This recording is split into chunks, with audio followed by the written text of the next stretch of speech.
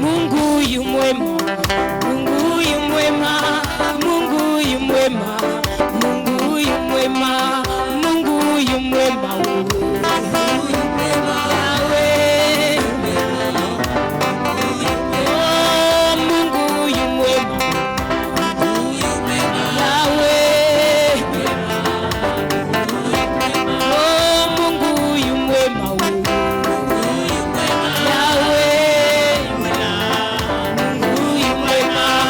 Wacheni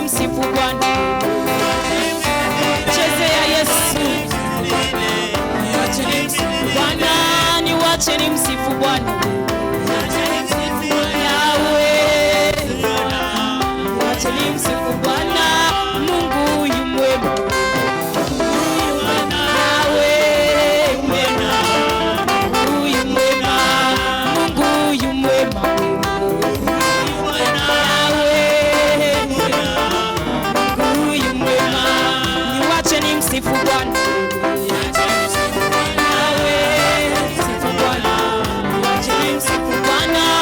Wacheni msifu Bwana. Yahweh, hakuna Mungu kama wewe, hakuna Mungu kama wewe, hakuna Mungu kama wewe, hakuna na hata kuimba, hakuna Mungu kama wewe.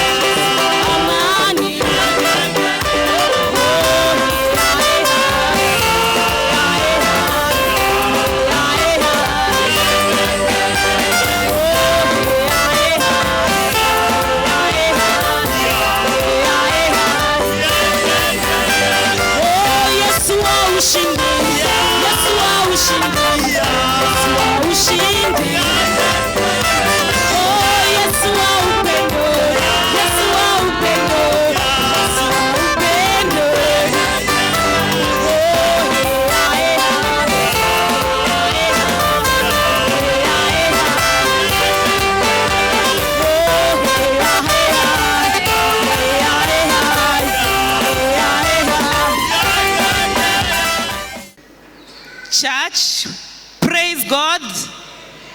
Kanisa, Bwana Yesu asifiwe. You are well? Yes, I'm also fine in the Lord. I'm born again. I'm so happy to see all of you today in the presence of God so that we can be fed through His word. Psalms 63, verse 1 to 8. The Bible says, "O God, you are my God. Early will I seek you. My soul thirsts for you. My flesh longs for you in a dry and thirsty land where there is no water. So I have looked for you in the sanctuary to see your power and your glory, because your loving kindness is better than life. My lips shall praise you. Thus I will bless you when I live. I will lift up my hands in your name. My soul shall be satisfied as with marrow and fatness, and my mouth shall praise you with joyful lips. When I remember you on my bed, I meditate on you in the night watches. Because you have been my help, therefore in the shadow of your wings I will rejoice. My soul follows close behind you. Your right hand upholds me." This is the word of God.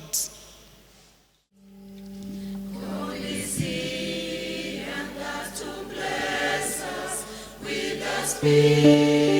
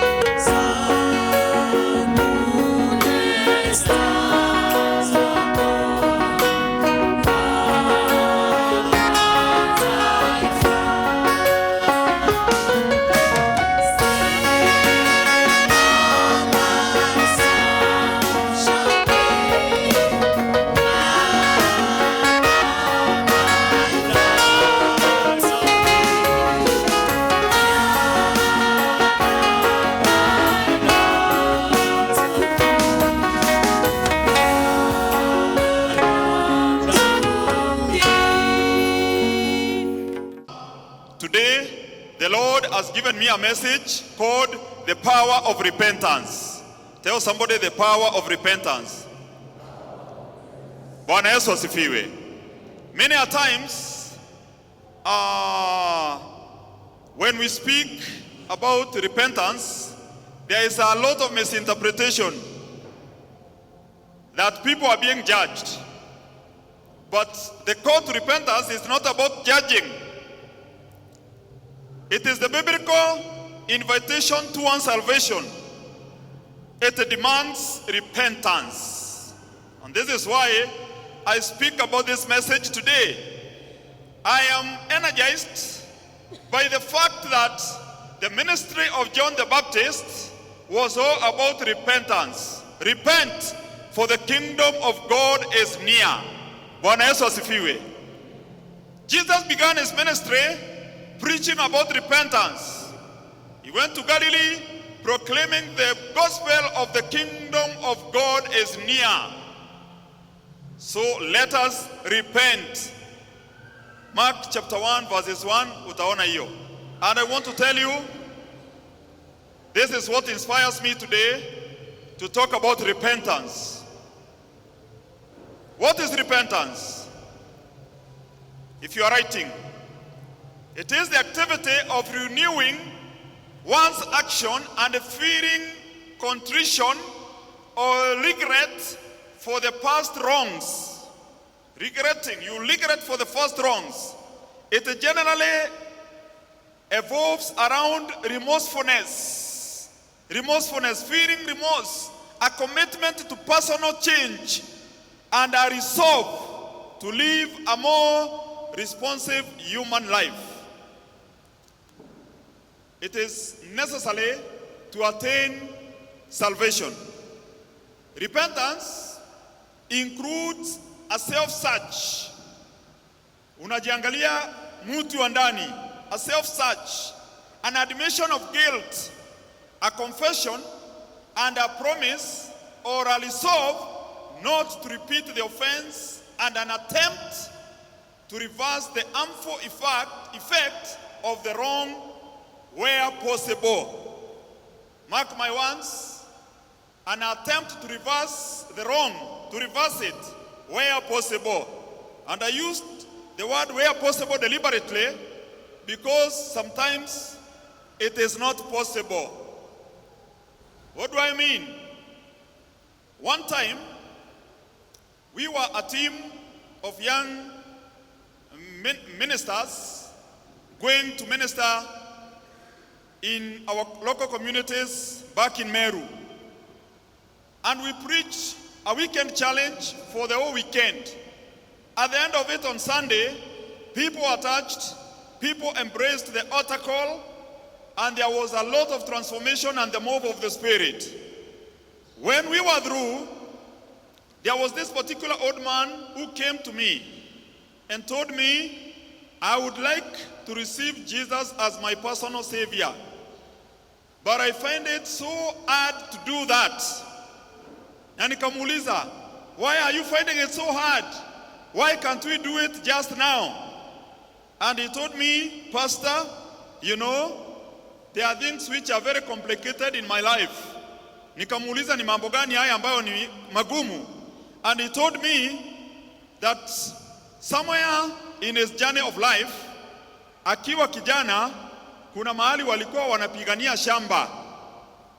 Na walipigania hili shamba na watu wa kijiji. Na waling'ang'ania na kila mtu alisema ni yake.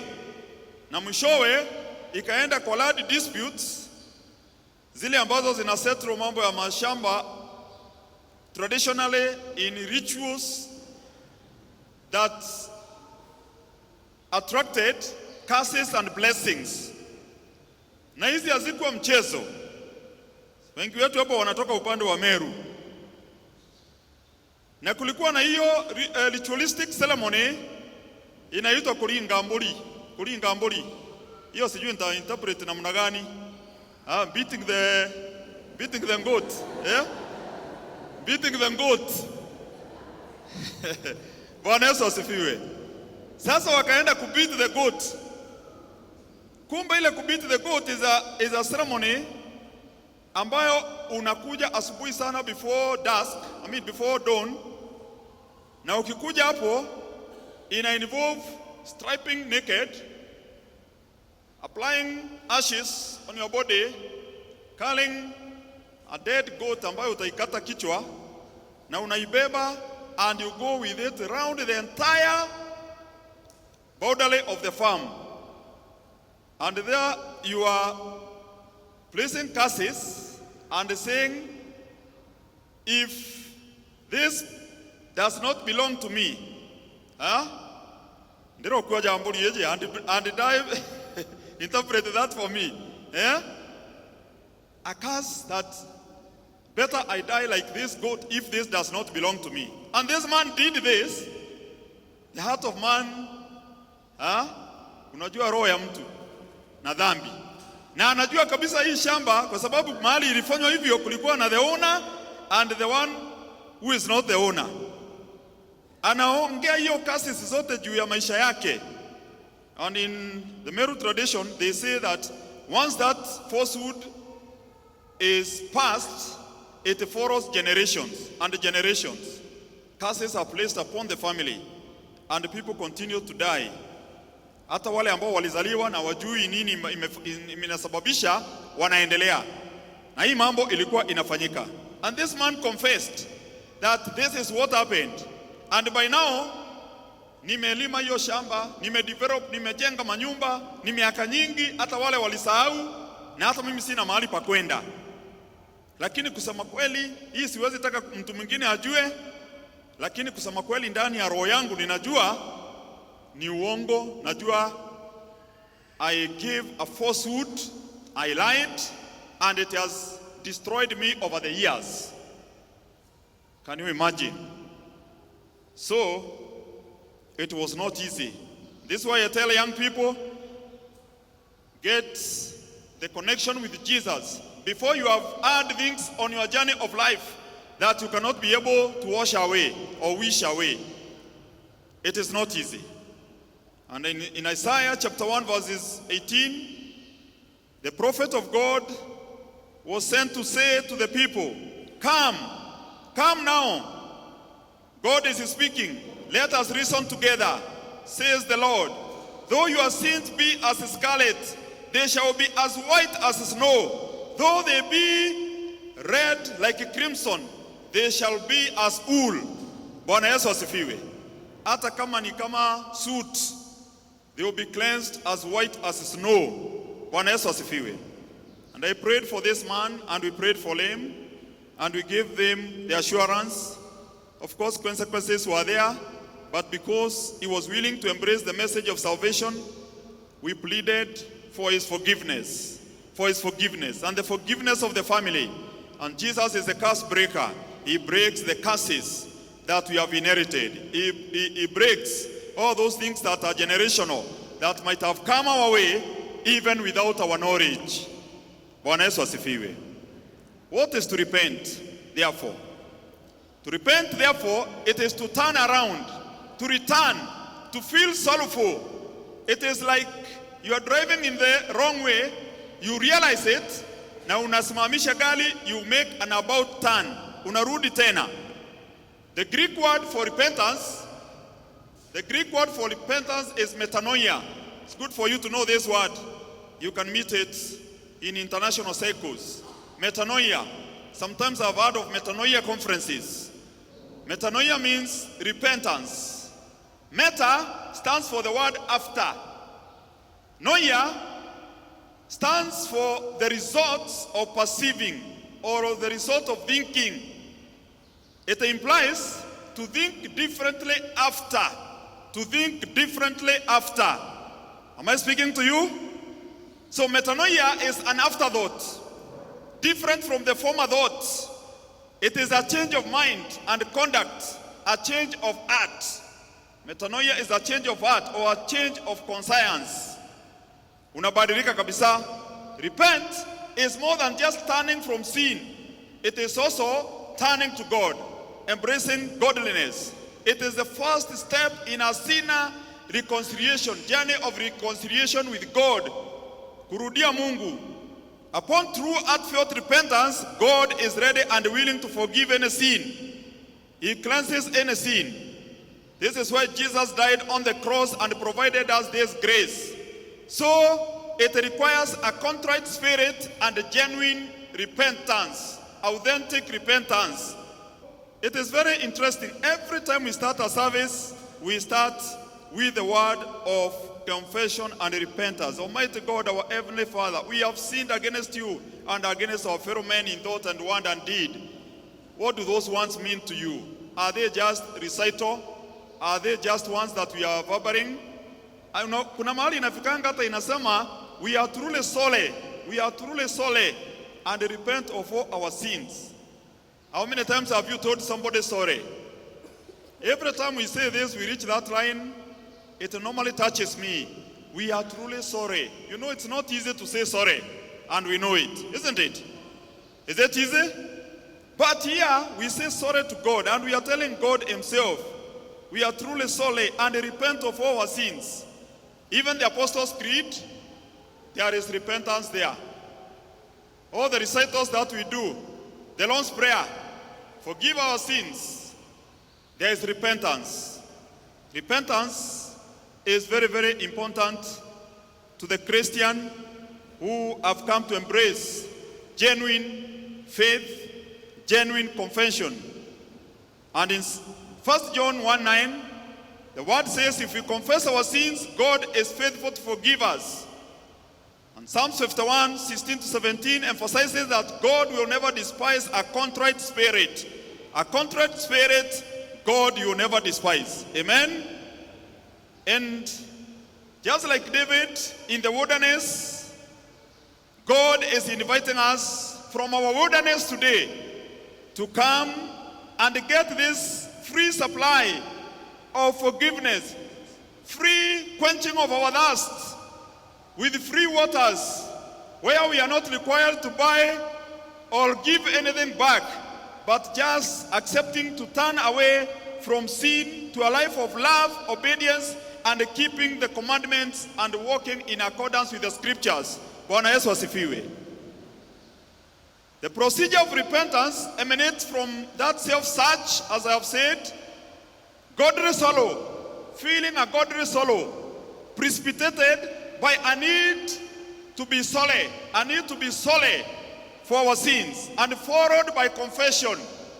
You confess your sins because God knows you, even in the deepest corner. God knows you, and then making yourself plain before him and asking him to forgive you from a serious change of heart. Bwana Yesu asifiwe.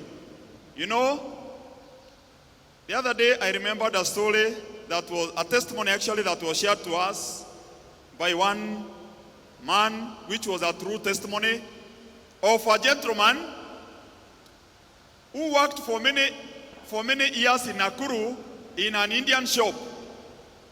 Huyo mtu ni wa kutoka Meru. Na siku moja akapata mahubiri kama huyo mwingine.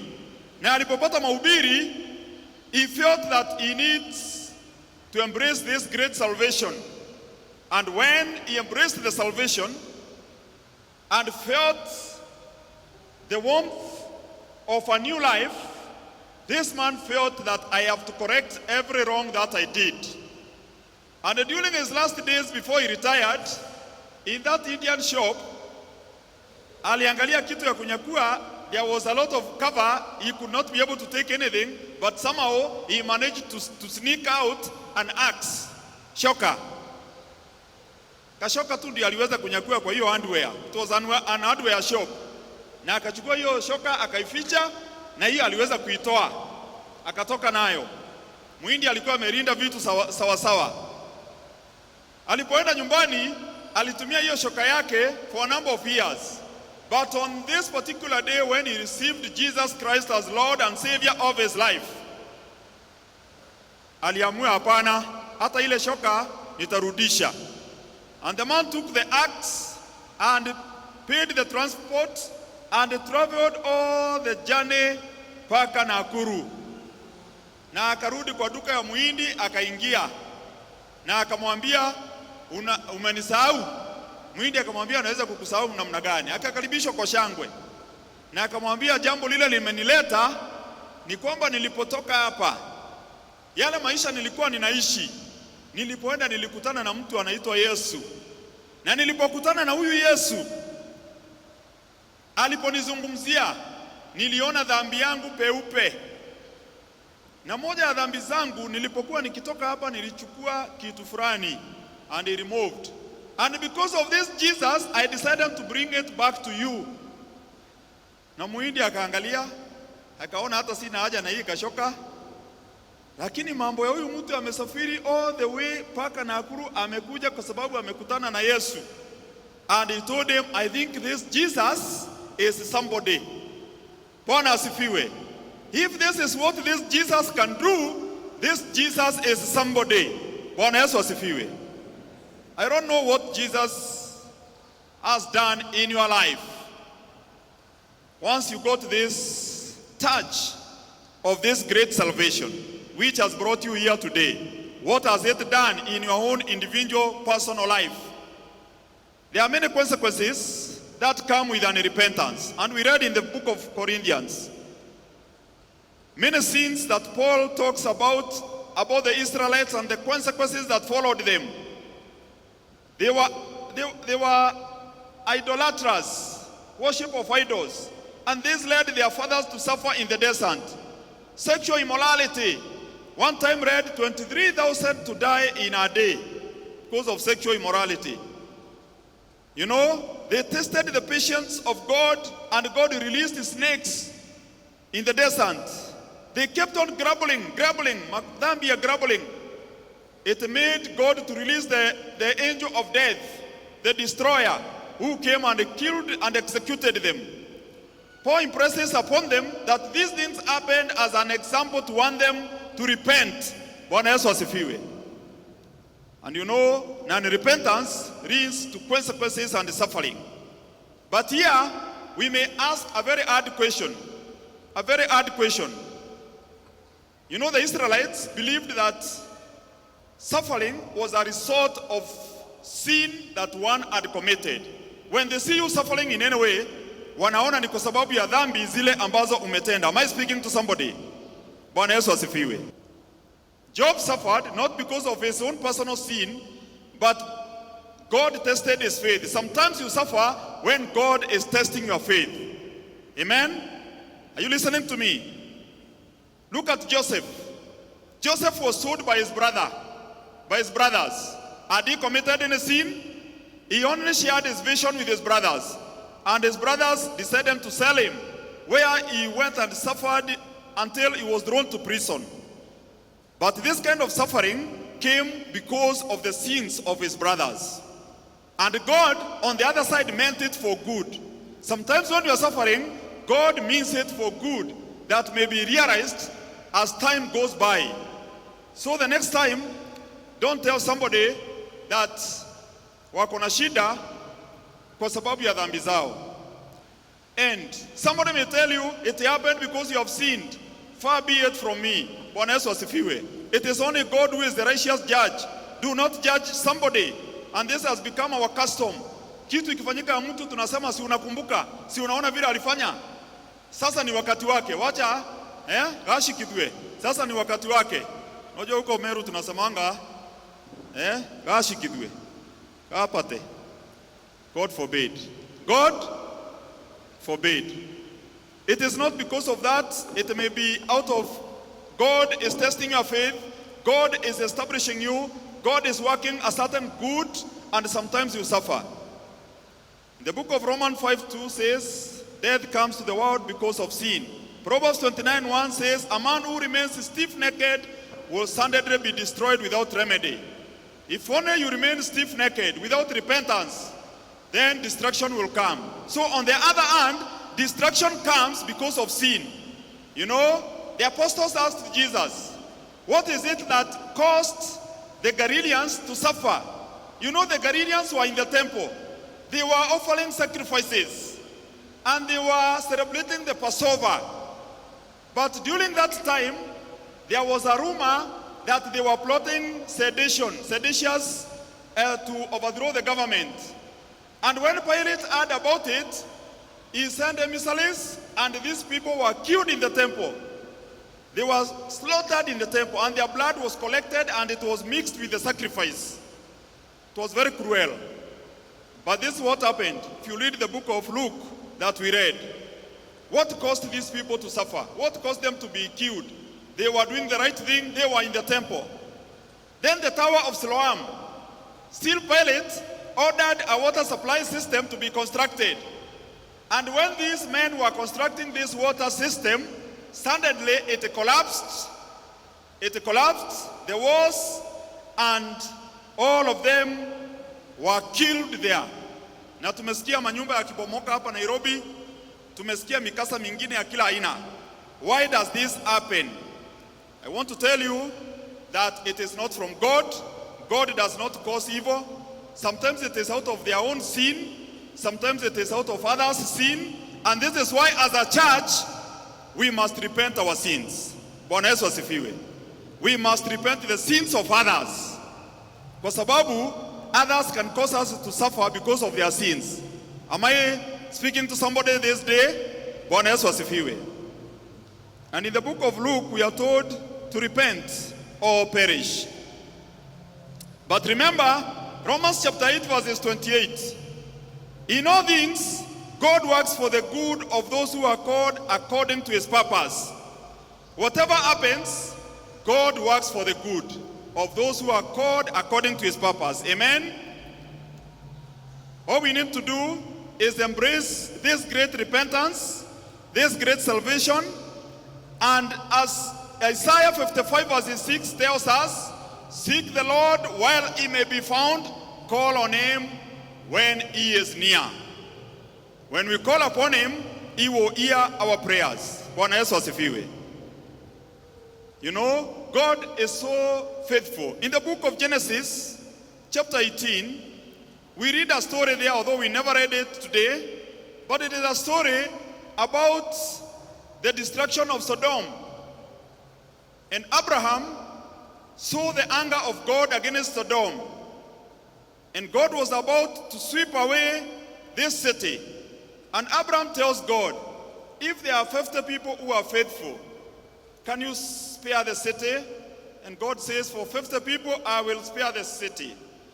And Abraham goes on, what about God if there are 45? Will you spare the city? And he goes to 40. And God keeps on repeating.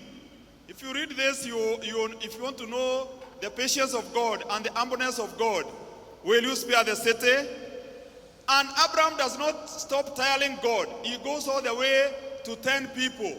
If you find 10 righteous people in this city, will you spare the city, God? And God says, for 10 righteous people, I will spare the city. Bwana Yesu asifiwe.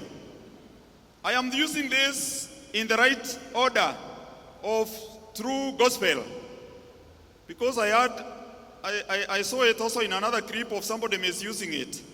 But I'm using it in the right way. That for the sake of one righteous person in a family, God will spare a family. Bwana Yesu asifiwe. For the sake of one repentant person in this church, God will save this church. For the sake of one person who is walking in righteousness and truth, God will spare us. And Jesus went on to give the parable of the fig tree, where the owner or the farmer came and looked at a tree that was not productive. And he said that I want to cut it. And the son of the farmer told him, if you give me 1 more year, just 1 more year, to water it, to manure it, to fertilize it, to add fertilizer to it, then I believe it will change and it will bear fruits. And in that instant, the owner of the farm allowed the son to tend the tree. And he said, just for 1 more year. And today, God is giving us that chance. 1 more moment, 1 more year, 1 more day, 1 more minute. But if we do not embrace this repentance, then the tree will be cut. Because the Lord God expects every tree to bear fruits that are in keeping with the kingdom. Bwana Yesu asifiwe. We have one more year and we have a responsibility. Even a tree, when planted, it has the responsibility of taking nutrients so that it can grow. You have a responsibility of taking the nutrients. And the nutrients are the word of God which is preached here every Sunday. Take it and flourish and grow. Bwana Yesu asifiwe. Get out of the diversions that you have taken. We have diverted in many ways, in sins of commission and omission, in immorality, in self-seeking, in lies, in jealousy, in lack of generosity, in anger, cursing. Sometimes we have debts which we have not paid, which we are supposed to pay. We have vows that we have not fulfilled. We have families that we have neglected. We have falsehood and false testimonies that we have given. God is calling us today to repent of all these things, and He is ready to forgive us. Bwana Yesu asifiwe. And as I finish my sermon today, I want to give you 7 indications of true repentance. 7 indications of true repentance. Number 1, it is diligence. Diligence also means carefulness, being careful. This includes having a zeal and earnestness accompanied by haste, speed. Speed, unasikia unataka kukimbia kwa madhabahu uende ukatubu. Being quick to do what is right. Running away from sin to seek forgiveness. This is what is called diligence, being careful about your walk with God. Number 2, clearing yourself of blame. Clearing yourself of blame. God is waiting for you to clear yourself of blame. Don't let them not tarnish you and you are just quiet. Clear yourself. Say what you know is the truth about yourself. Bwana Yesu asifiwe. Stop doing wrong and be quick to do what is right. Number 3, indignation. What's the meaning of this word, indignation? It involves an anger, asira, an anger or moral outrage against sin. An anger against sin. Unakasirikia dhambi na unasikia hiyo dhambi inakuchoma, inakukela na unataka kutubu hiyo dhambi. Number 4, a divine fear. Divine fear. Divine fear. The fear of God is the beginning of all wisdom. Divine fear. Fear that allows the spirit of regeneration, to generate the feeling of guilt. The feeling of guilt. You start feeling, I am guilty and I need to repent. That fear that makes you embrace the fact that I am guilty, I am a sinner, and I need to repent my sins and call God to forgive me. Then number 5, a vehement desire.